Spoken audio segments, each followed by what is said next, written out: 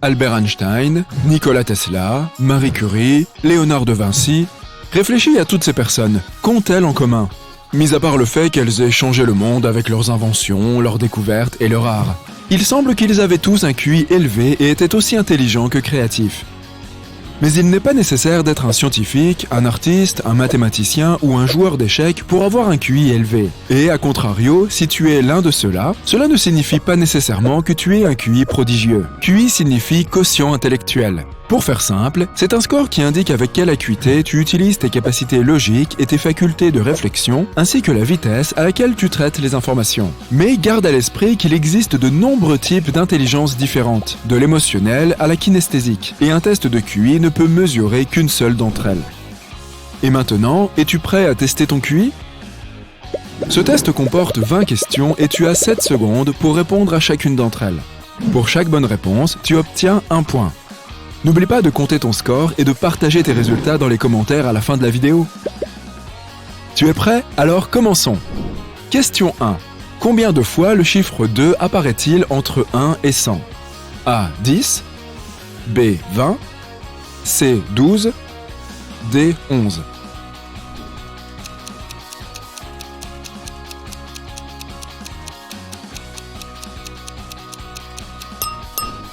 La bonne réponse est 20. Si ta réponse était correcte, bravo à toi. Mais si elle ne l'était pas, alors peut-être as-tu oublié les 2 de 21, 22, 23. Je suis sûr que tu as compris. Question 2. Jette un coup d'œil à cette séquence. Quel est le numéro suivant? A. 44. B. 16. C. 56. D. 64.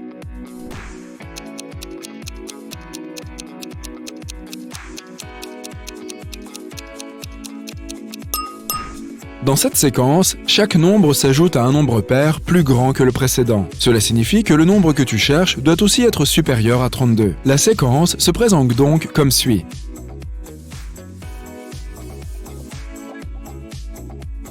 Et la bonne réponse est 44. Question 3. Quel jour serons-nous demain si mercredi était il y a 3 jours?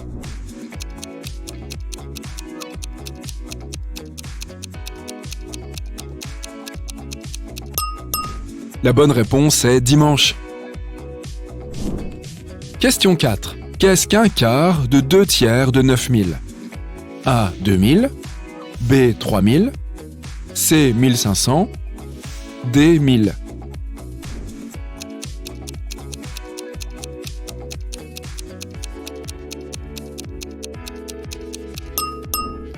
La bonne réponse est la C.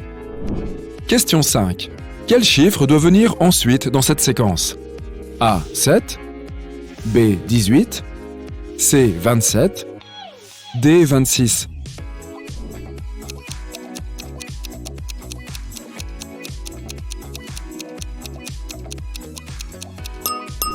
Regarde d'abord les premiers, troisième, cinquième et septième chiffres. Ils diminuent de 1.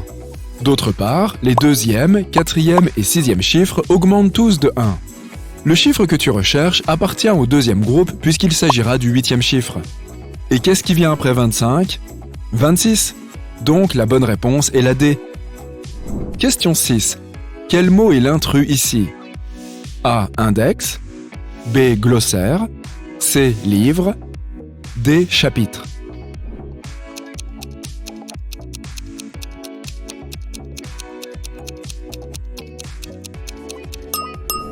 Le mot « livre » est différent car tous les autres mots représentent une partie d'un livre. Question 7. Si rouge se transforme en orgue, que devient 7, 5, 1, 2, 0? A. 5, 7, 2, 1, 0. B. 5, 1, 2, 7, 0. C. 1, 7, 0, 5, 2.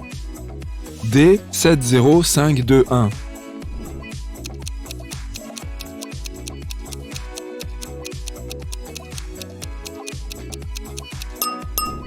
Pour résoudre cette énigme, tu dois trouver la relation entre le mot rouge et le nombre 7, 5, 1, 2, 0. Une fois que tu auras fait cela, tu te rendras compte que chaque lettre particulière correspond à un certain chiffre. Ainsi, R est lié à 7, O à 5, U à 1, G à 2 et E à 0. Maintenant, arrange ces chiffres selon l'ordre des lettres du mot orgue. Tu obtiendras 5, 7, 2, 1, 0. Donc, la bonne réponse est A. Question 8. Combien de triangles comptes-tu dans cette image? A, 10. B, 13. C, 17. D, 12.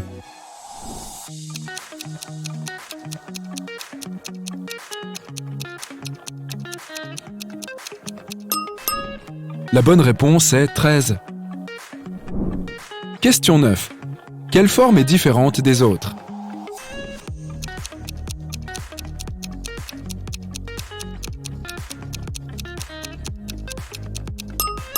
La bonne réponse est la C, car toutes les autres formes ont 8 côtés, alors que celle-ci n'en a que 6. Question 10. Quel mot serait le troisième si tu les mettais dans l'ordre alphabétique? A. Tréton. B. Trigonométrie. C. Triangle. D. Tribulation.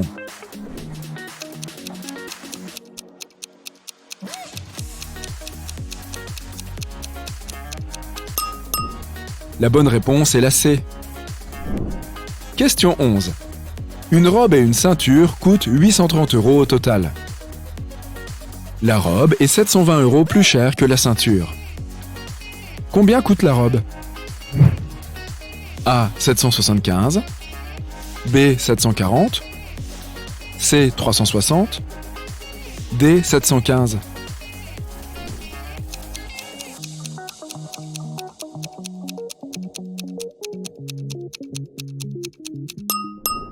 La bonne réponse est la A. Question 12. Quel est le nombre suivant dans cette séquence? A. 22. B. 17. C. 21. D. 19.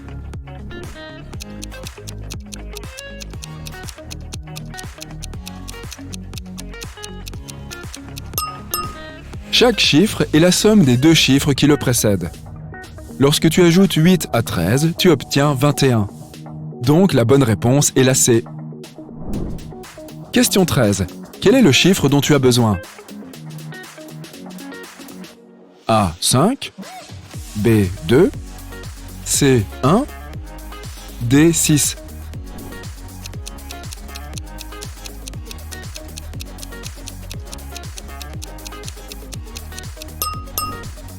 Tu vois ces deux carrés? La somme des nombres dans leur coin doit être égale à 17. Donc la bonne réponse est 2. Question 14. À quoi ressemblera le cube fini?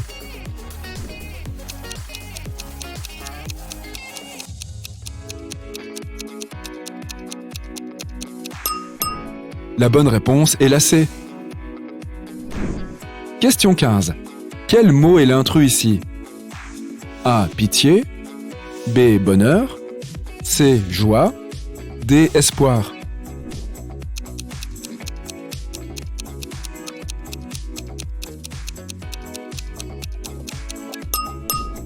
La bonne réponse est pitié, car elle relève d'une émotion négative, alors que les autres sont des sentiments positifs. Question 16. Kate, Johanna et Nathalie sont toutes les trois sœurs. Si les affirmations suivantes sont toutes vraies, laquelle d'entre elles est la plus jeune? Kate est la plus âgée. Nathalie n'est pas la plus âgée. Johanna n'est pas la plus jeune. A. Johanna. B. Kate. C. Nathalie. D. Johanna et Nathalie toutes les deux.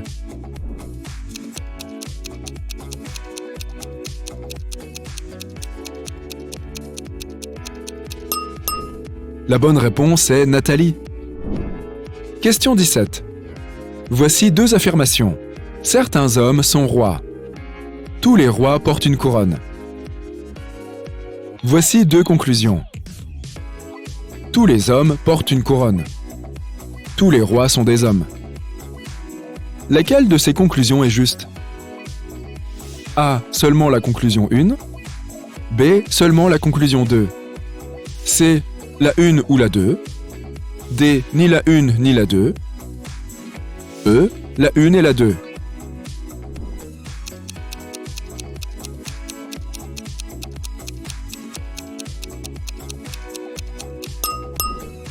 La bonne réponse est la D. Question 18. Quel est le résultat? A. 6, B. 9, C. 8, D. 4.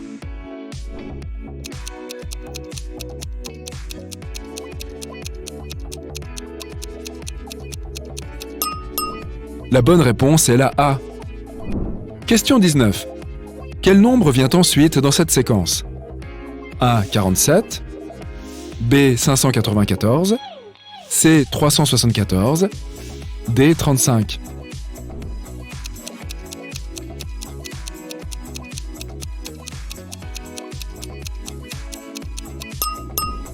Dans cette séquence, un nombre à 2 chiffres est suivi d'un nombre à 3 chiffres et vice-versa. Donc, le nombre que tu cherches doit être composé de 3 chiffres, car celui qui le précède est un nombre à 2 chiffres. Et la formule pour cette séquence de chiffres ressemble à ceci.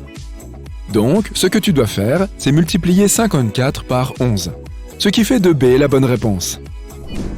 Question 20. Quelle est la forme qui complète cette séquence?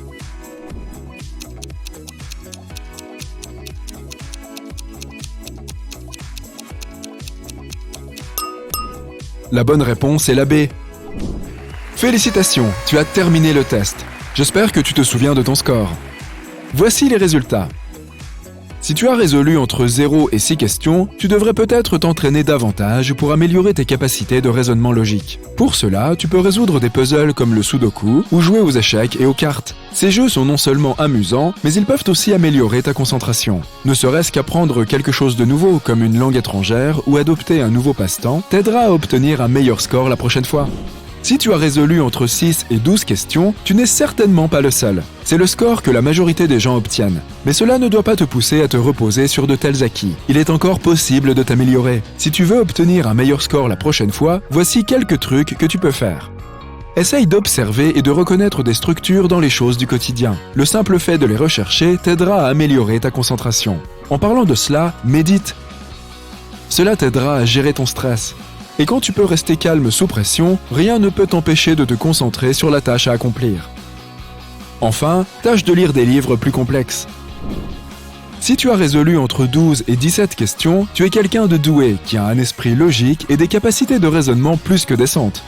Tu peux facilement reconnaître des connexions. Tu es aussi doué avec les chiffres. Lorsqu'on te donne différentes sources d'informations, tu sais établir des liens entre elles. Et tu as de fortes capacités de visualisation. Bien joué! Si tu as résolu entre 18 et 20 questions, chapeau bas.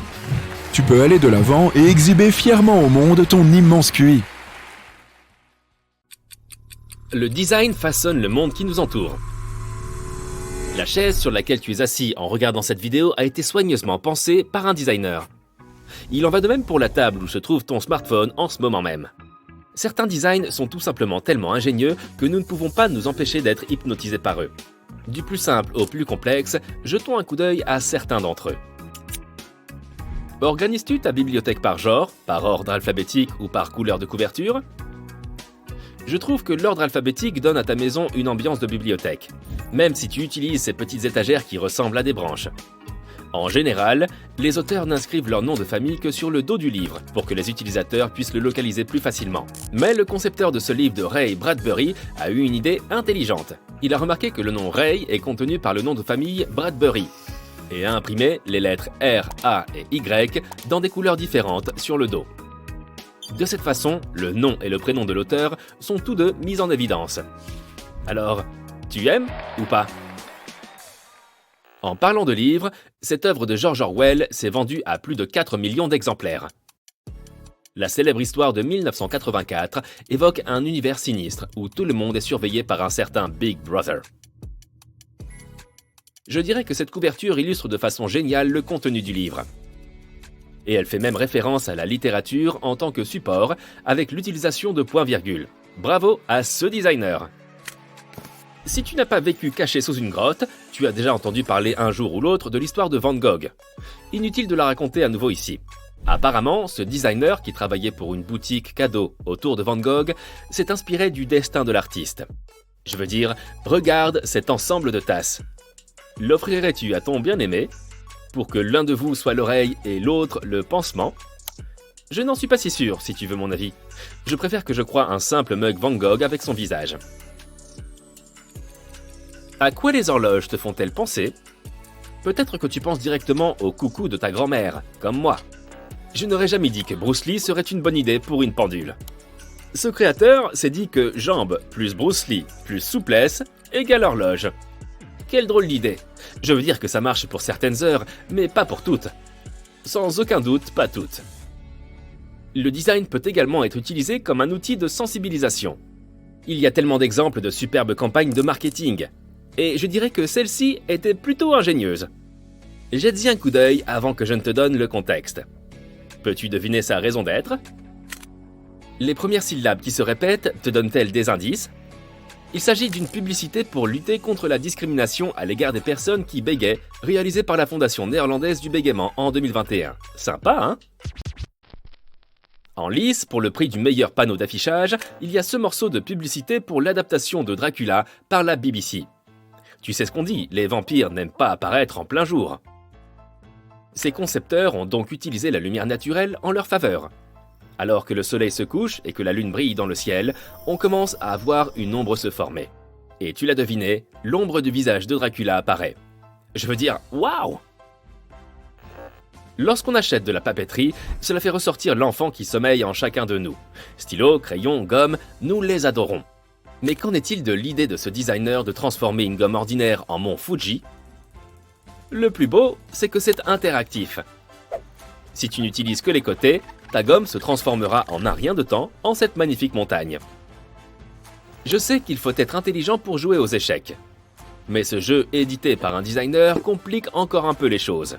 En 1923, le designer Joseph Hartwig a créé le jeu d'échecs Bauhaus.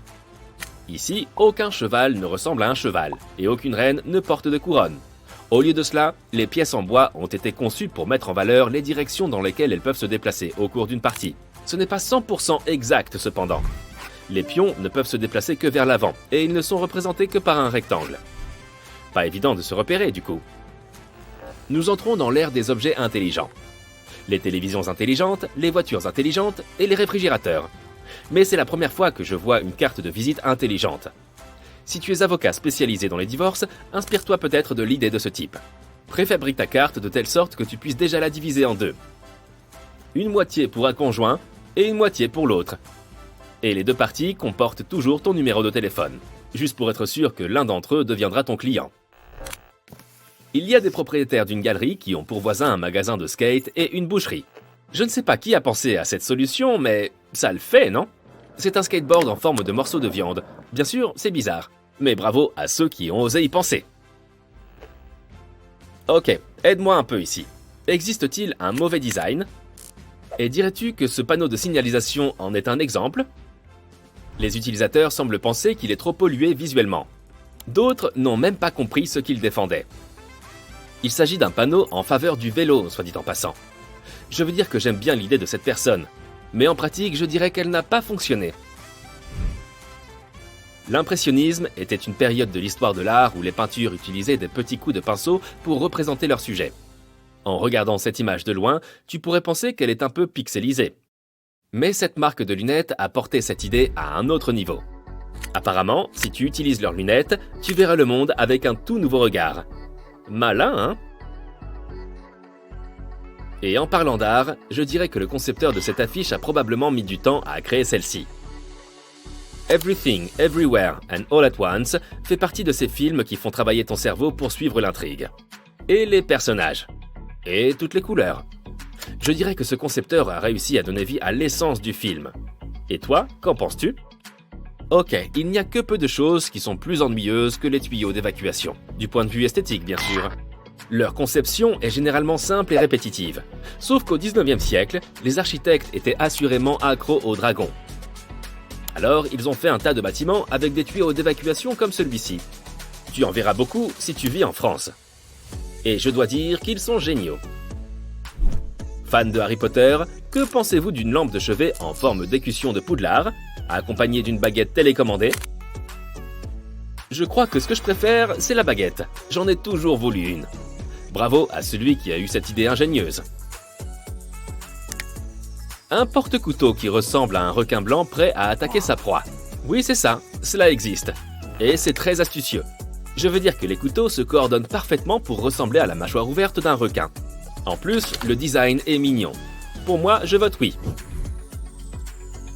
Si tu aimais déjà les Red Hot Chili Peppers, tu les adoreras encore plus maintenant. Leur logo est une célèbre étoile rouge, comme tu le sais peut-être. Et apparemment, pour leur concert à Perth, en Australie, le billet comportait le transport vers et depuis le lieu du concert. Le designer a donc utilisé le symbole de l'étoile rouge comme route pour annoncer cette information. C'est l'un de ces cas adorables où l'art et la musique rencontrent la vie réelle et en font un carton. L'une des règles de base du marketing est la suivante. Tu dois bien connaître ta clientèle. Je suppose que cette publicité pour un matelas ne fonctionnerait pas n'importe où dans le monde. Mais elle convient parfaitement au Colorado. Au cas où tu n'aurais pas saisi la référence, la neige fraîche est souvent appelée la poudreuse. Et il faut avoir passé une bonne nuit de sommeil pour en profiter. Dans une galaxie très, très lointaine, je plaisante. Dans notre propre galaxie, Volkswagen a inventé l'une des voitures les plus aimées de tous les temps, la coccinelle. Et qui savait que cette version ressemble exactement à Dark Vador ? Pauvre Luke, il va continuer à voir le visage de son père absolument partout. Alors, connais-tu d'autres designs de génie que nous n'avons pas montrés ici ? Dis-le nous.